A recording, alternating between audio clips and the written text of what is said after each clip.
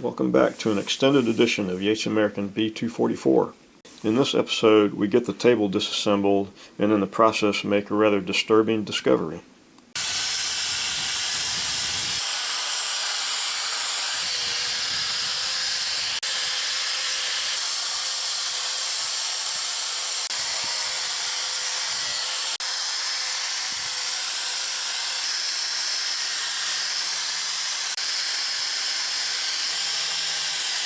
More evidence this machine's been worked on. This fastener's bent. The slot's all messed up, and I about destroyed the impact driver trying to loosen it. And then it looks like somebody lost a fastener and they just put whatever they had available in there. I guess that's supposed to be a hex head. Another fastener missing, they put in a screw. This one screw is just not coming loose.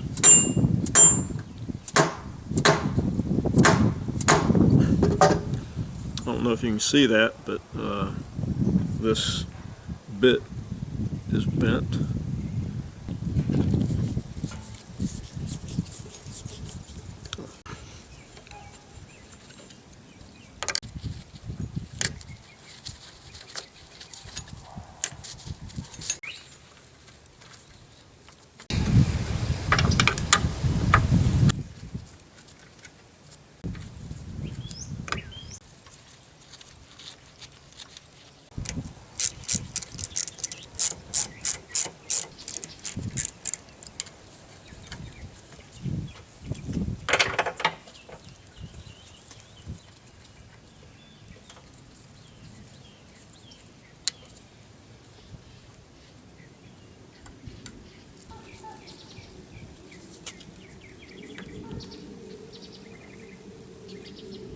So that's an eccentric for tensioning the chain.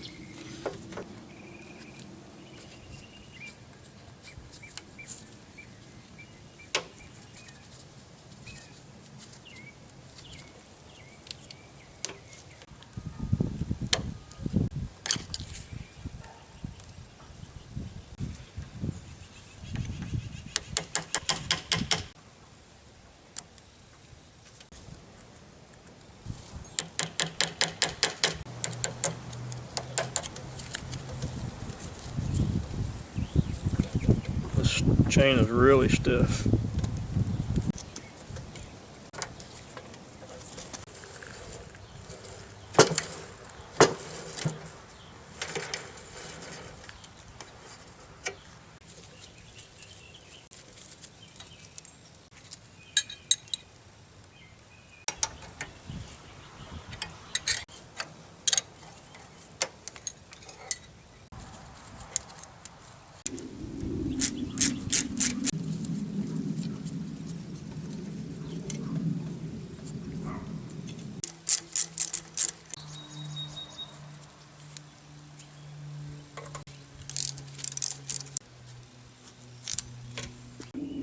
I need to remove this power transfer shaft, but it is totally caked up with grease and stuff.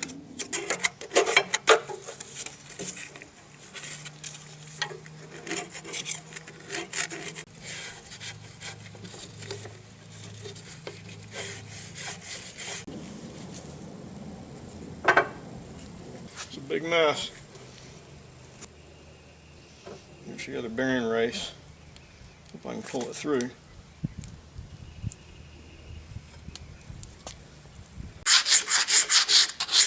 The next thing I want to do is take these rollers out. They're probably solid steel, and so I need something to hold them up until I get those end plates taken off.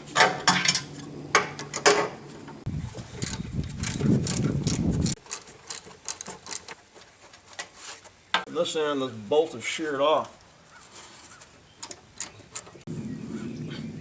It's still pretty baffling how on the J180 these bolts are 1/2 inch bolts, and on this great big B244 they're only 3/8.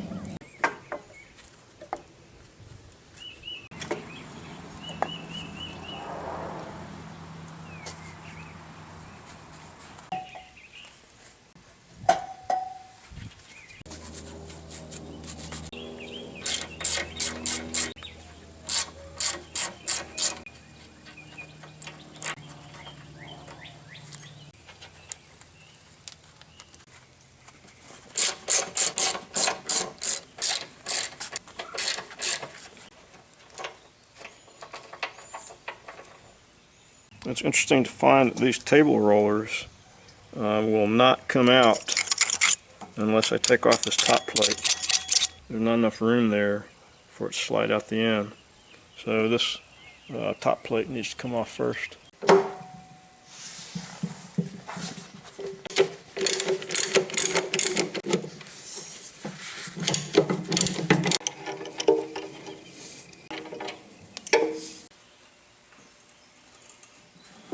Okay, with that center plate off, let's see what we've got here.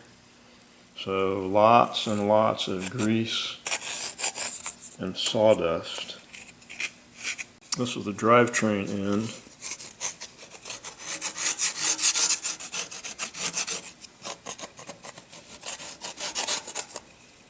I'm real curious what this brass sleeve is. I wonder if that's supposed to be like back in this, underneath this boss.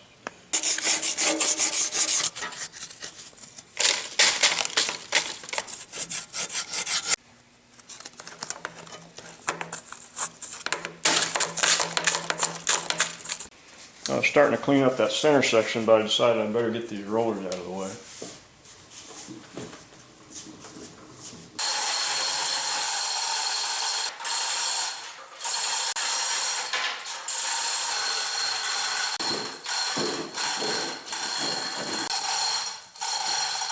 The next thing I want to do is remove this crankshaft for the lift screws. But to do that, I need to be able to remove these little pinions, which are probably rusted on, and this shaft needs to be cleaned up. Since I have the table supported by these legs, I'm going to go ahead and loosen up and remove these tie-down bolts for the jack screws.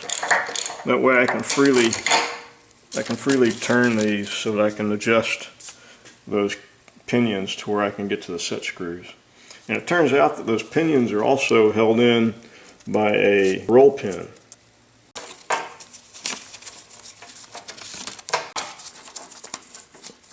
Okay, so the weight of the table is completely on those four legs now.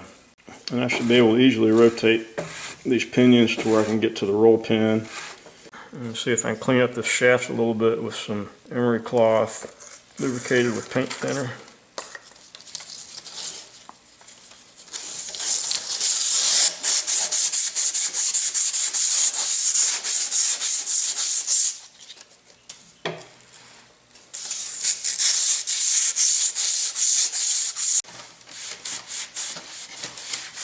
I am curious about this brass bushing here. I'm presuming that brass bushing used to be in here, and somehow it's worked its way out.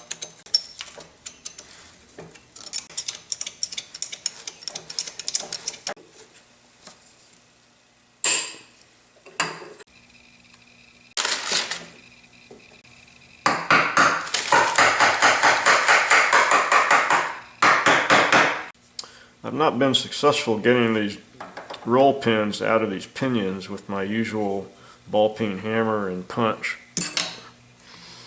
So I'm going to use something a little bigger.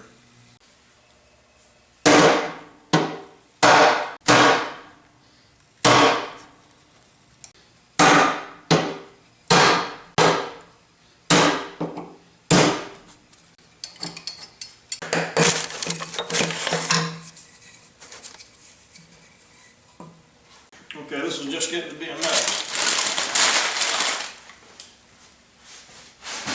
Now that I have these roll pins out, I'm having trouble moving these little cogs. So I'm going to at least see if I can remove these big cogs.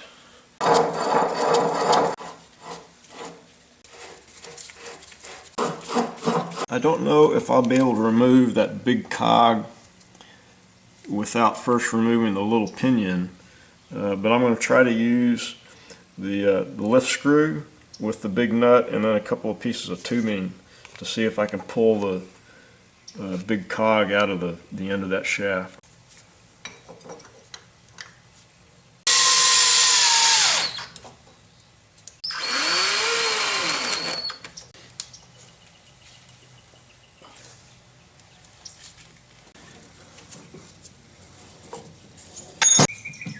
Well, despite my good intentions, This pinion gear is still captured. I can't remove that big cog even though it's disengaged from the shaft. So basically I'm back to needing to move these pinions inward so I can get the shaft out, and two, get these large cogs off. Since getting those pins removed from those pinions, I have not been able to move them. I haven't been able to move them with like a brass drift or even with a pry bar. So a friend on OWWM, he suggested make kind of a C-shaped channel, and I'm going to use that to try to pull the two pinions towards each other and loosen them up.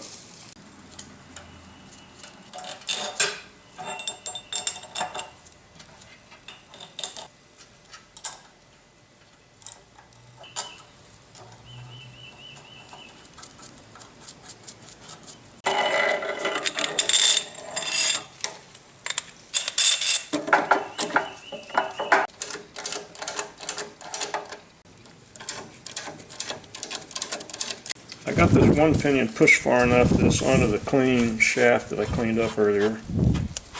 So I can move that out of the way and remove this big cog. I'm going to clean up this shaft area here and put that pinion back and pin it in place temporarily so I can get this other pinion moved.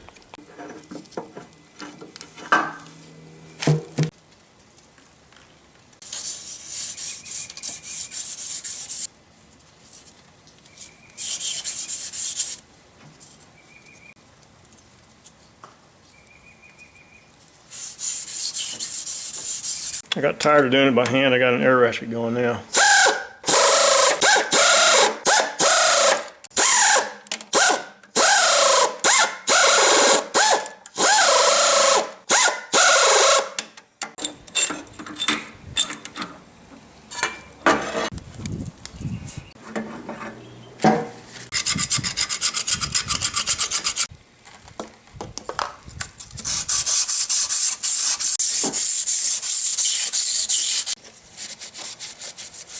So I still need to get that shaft out, and to get it out I need to get this bushing off.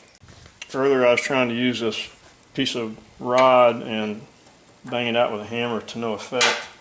So I'm going to use another piece of bar stock and a heavy wall piece of tubing and a couple of C-clamps to get it off.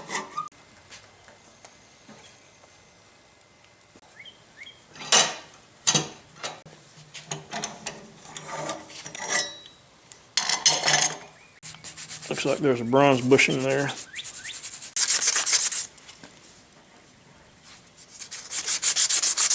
I would like to be able to remove this shaft out the drivetrain end here, but to do that I need to get this brass bushing off. I decided to set screw one of the cogs further out so I can get a little more travel.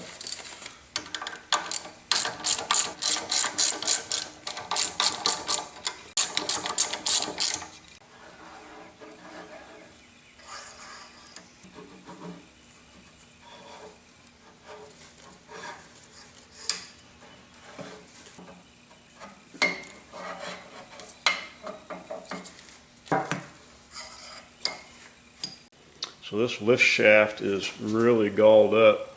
That's probably because it wasn't running on that bronze bearing like it's supposed to.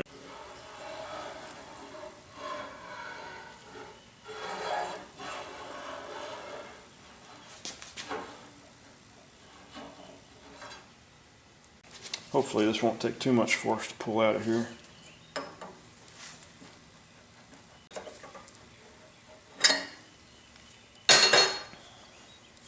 So this cog is running on some needle bearings in there.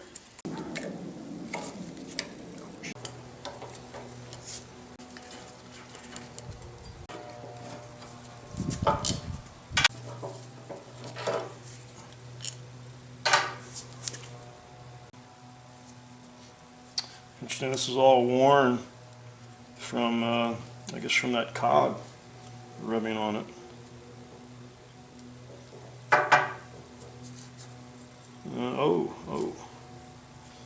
There is a crack here. I don't know if that shows up on camera. there's a crack in there. Wow, this whole piece is almost ready to break out completely. Let's see if we can get a little better look at this fracture.